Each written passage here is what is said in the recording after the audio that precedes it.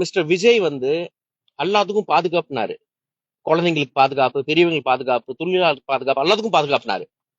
வந்து 1 மாசம் தான் ஆயிருக்கு. மினிஸ்டர் விஸ்வநாதன், அவர் கேபினெட்ல இருக்கிற மினிஸ்டர் விஸ்வநாதன் எஜுகேஷன் மினிஸ்டரா இருக்காரு. ஞாபகப்படுத்துறேன், ஹையர் எஜுகேஷன் அவர் தான் மினிஸ்டரா இருக்காரு. லட்சக்கணக்கான குழந்தைங்க அவர் டிபார்ட்மெண்ட் பொறுப்புல இருக்காங்க. லட்சக்கணக்கான குழந்தைங்க. ஒரு 8 மணி நேரம் ஸ்டூடெண்ட்ஸ் காலைல 9ல இருந்து 4-5 மணி வரைக்கும் அவர் டிபார்ட்மெண்ட் கஸ்டடியில் இருக்காரு.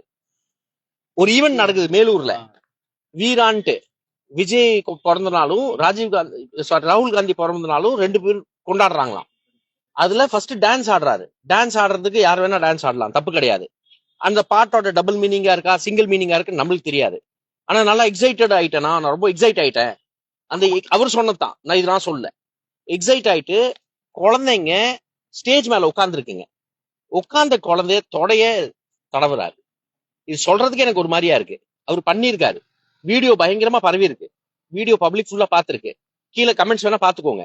சோ இப்ப குழந்தைங்க பாதுகாப்பை உறுதிப்படுத்தணும்னா இந்த கேஸ் மேல ஆக்ஷன் எடுத்தே ஆகணும்.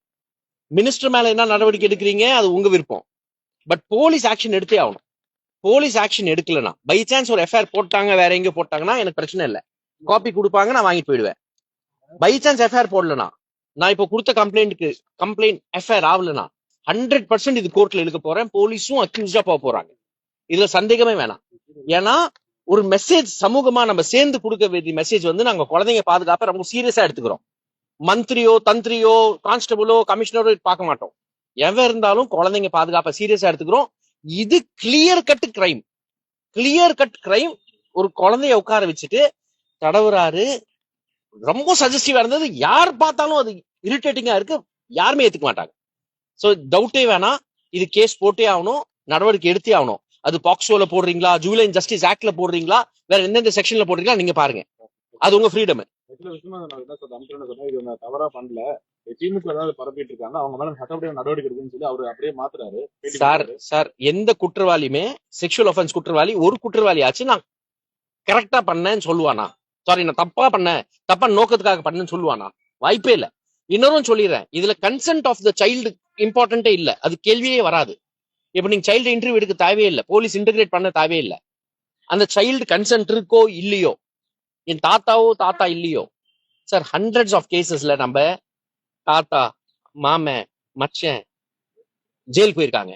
டீச்சர்ஸ், இவர் டிபார்ட்மெண்ட்ல 1000 டீச்சர்ஸ் இது வரைக்கும் உள்ள போயிருக்காங்க. பாக்ஸ்கோ ஆக்ட்ல 1000 டீச்சர்ஸ் மேல உள்ள போயிருப்பாங்க. ஆக்ட் வந்ததுல இருந்து சொல்றேன். சோ எவ்வளவு பொறுப்பா நடந்துக்கணும் மினிஸ்டர். இப்ப எண்ணத்தை வந்து யார் கண்டுபிடிச்சா? உன் எண்ணம் தப்பா இருந்ததா ரைட்டா இருந்ததா அது யாருக்கு தெரியும்? நீ பப்ளிக்ல என்ன காமிச்சிருக்க அவ்வளவுதான். பப்ளிக் என்ன முடிவு பண்ணுது அவ்வளவுதான். நியாயம் என்ன சொல்லுதோ அதான். லா கிளியரா இருக்குங்க. லா கிளியரா இருக்கு. நீ ஒரு child bad touch good touch இப்படி பண்ணவே முடியாது.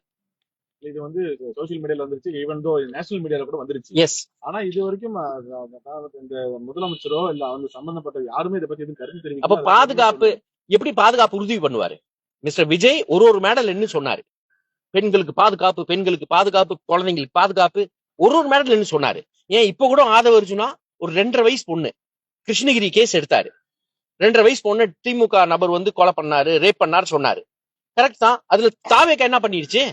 இன்ஸ்பெக்டர் சுமித்ராக்காக இது வரைக்கும் அலைஞ்சிட்டு இருக்கோம். நாங்க இன்ஸ்பெக்டர் சுமித்ரா அரெஸ்ட் பண்ண சொல்லிட்டு இது வரைக்கும் அலைஞ்சிட்டு இருக்கோம். அந்த கேஸ்ல லீகல் ஹெல்ப் நாங்க கொடுத்துட்டு இருக்கோம். விக்டிம் காம்பன்சேஷன் ஃபண்ட் வரல. சோ இது வாயில வடை சுடக்கூடாதுங்க. வாயில வடை சுடக்கூடாது. 100% எஃப்ஐஆர் போட்டு ஆகணும். எஃப்ஐஆர் போடலன்னா அக்யூஸ்டா போலீஸ் கமிஷனும் சேர்த்த போறேன். பை சான்ஸ் எஃப்ஐஆர் போட்டாங்க, இப்போ வேற இடத்துல போட்டாங்க வச்சுக்கோங்க. இப்போ 2-3 பேர் கம்ப்ளைண்ட் கொடுத்துருக்காங்க போல. சரண்யா நடராஜன் ஒருத்தர் கொடுத்துருக்காங்க கம்ப்ளைண்ட்.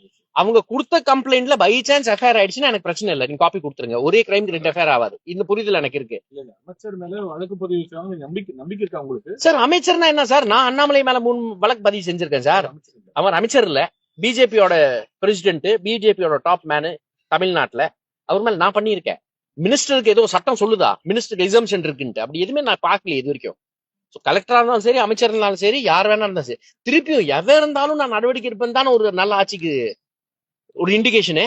நான் அமைச்சர் விட்டுருவேன், டீச்சரை மட்டும் பிடிச்சி அரெஸ்ட் பண்ணுவேன்னு என்ன அர்த்தம் இருக்கு? அப்ப 1000 டீச்சர் சும்மா அமைச்சிங்களா உள்ள? சார் லெசர் கிரைமுக்கு, இதோட லெசர் கிரைமுக்கு அவர் புடிச்சு தொடர்றாருல, லெசர் கிரைமுக்கு டீச்சர்ஸ் உள்ள போயிருக்காங்க, அபெட்மெண்ட்க்கு டீச்சர்ஸ் உள்ள போயிருக்காங்க, ஆக்ஷன் எடுக்காம இருக்கிறதுக்கு டீச்சர்ஸ் உள்ள போயிருக்காங்க.